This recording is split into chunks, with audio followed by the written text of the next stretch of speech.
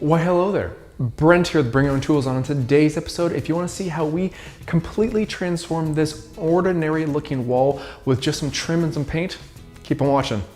Let's get started.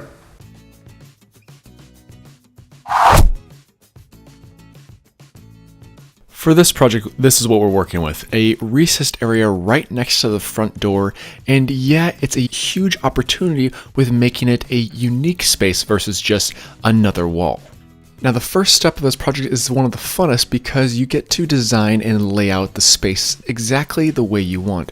And I'm using a piece of the trim in order to do so, which makes it a little bit easier to lay out the entire arrangement.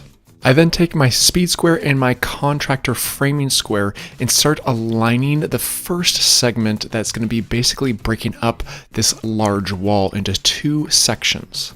Now the beauty about this modern accent wall is that you can be extremely creative, and depending on your style and how much trim you actually want to use on this project, you can do an extreme amount of trim on this wall, or you can leave it a little bit more bare in some sections but add more to others. The possibility arrangement is endless, and just know that this space is approximately 9 feet tall by 14 feet long.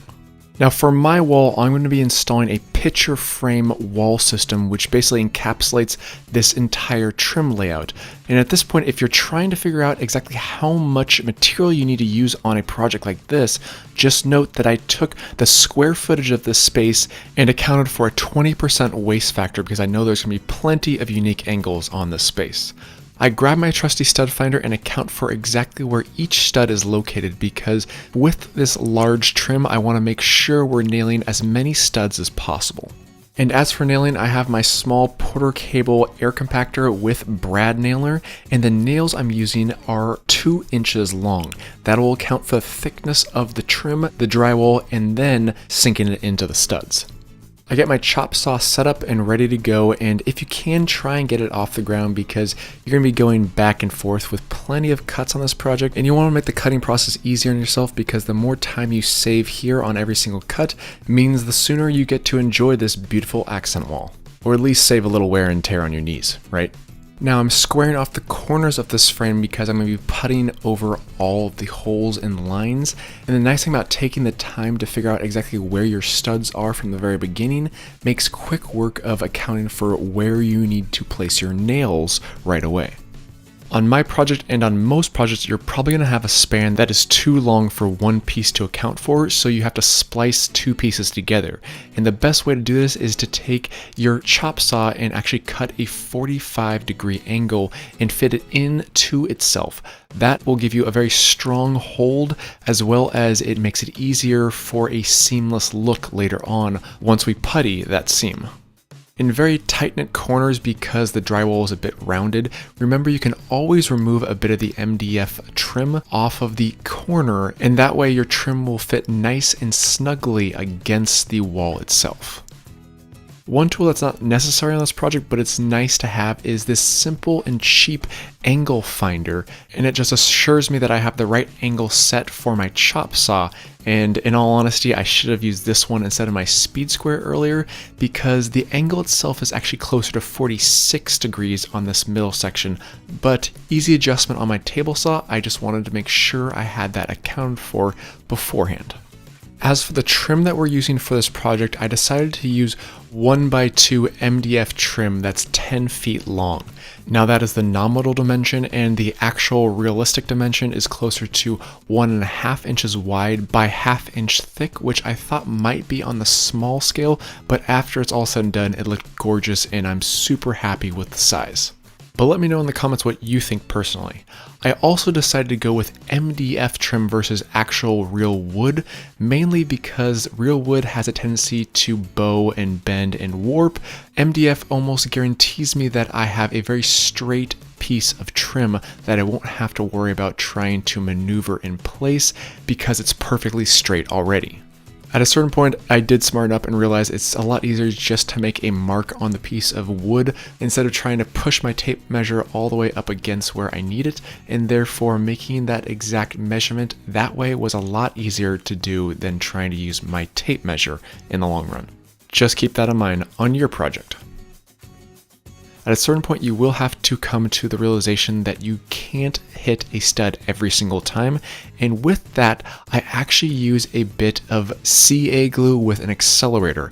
That way I can drip it on the back side of the MDF, apply a bit of the accelerator, hold it down for a couple seconds, and guess what? That piece of trim is not going anywhere. In order to provide this wall with a fully professional look, I highly suggest applying a bit of caulk to all of the edges that butt up against the drywall. This does add a bit of extra time to this project, but it's well worth it because it truly gives it a much more professional look and feel, because all those small tiny crevices between the trim and the drywall are completely sealed up, and once it's painted, it looks extremely sharp. But now that we have the edges cleaned up, we have to take care of all of those nail holes as well as transitional periods. That's why I'm using this patch and paint product from DAP. Now, a couple really nice things about this patch and paint product is the fact that 1, it dries within 30 minutes, 2, it's non-shrinkable, 3, it's sandable, and 4, you don't have to pre-prime it before you apply your finish paint. You can apply your finish paint right on top of it and it won't make a difference in the finish. Very nice. I apply this spackle to all the nail holes, all of the intersecting trim layouts, as well as the crevice that butts up against the trim compared to the adjacent wall. I just want a flush, clean corner on this pitch frame layout, and no, you don't have to do that, but guess what? It's all in the detail. Once the spackle is fully cleaned up, I take my random orbital sander with 320 grit sandpaper and just remove all of the excess material. This is extremely easy and quite satisfying because you have a perfectly smooth finish in the end, and the theory in this is that you don't have any seams seen once you actually apply your finish paint. And as always, if you are interested in purchasing any of these tools or products seen in this video, I will leave links in the description box below. Okay, we have all of our trim ready to go. It's caulked, it's filled, it's sanded, we've taped off everything. Now, let's start painting. For this project, we're using a flat finish Regal Select by Benjamin Moore paint. Now, this is quite a thick paint, as you can see here, but it really complements the space and gives it a feel of depth and contrast compared to the rest of the walls. Keep that in mind, especially with accent walls. Now, with this project, we are going to be using our Wagner Flexio 3000 sprayer, which worked out perfectly for my last project because that was how to paint cabinets. I've added 5 to 10% of water to the mix in order to thin it out properly, and the only difference here is that we're actually using the larger spray nozzle versus the fine finish spray nozzle that we used in our last video.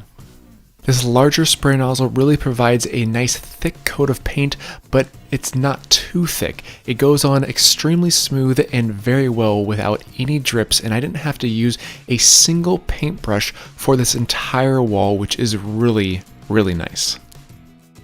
Even if this is latex paint, you still want to use a respirator, especially when you're in an enclosed environment like this, so just keep that in mind when you're spraying. Because there's so many unique angles and variances within the space, I really did save a lot of time and energy by spraying it versus a traditional paintbrush and roller, and therefore to paint this entire space with one coat took me only approximately 20 minutes to do, which is amazing.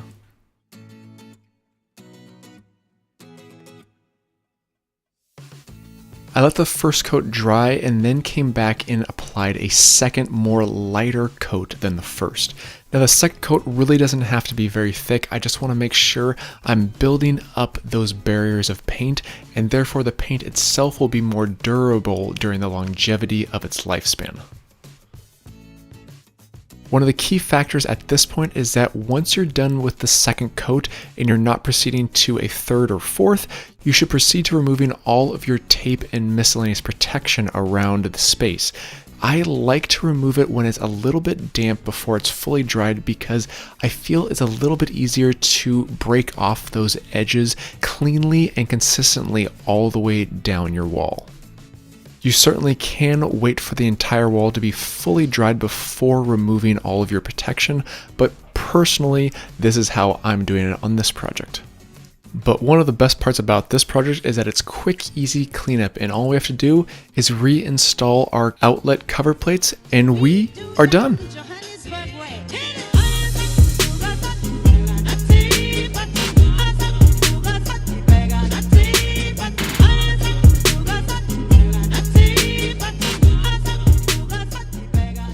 The incredible transformation of this entire space really culminates with an accent wall like this. It's bold, it's unique, it's different, and the moment you walk into the space, it really transforms the feel of this room. You gotta love a project that only takes a day to do like this, and one that I am truly proud to say is one beautiful, sexy beast. Oh yeah.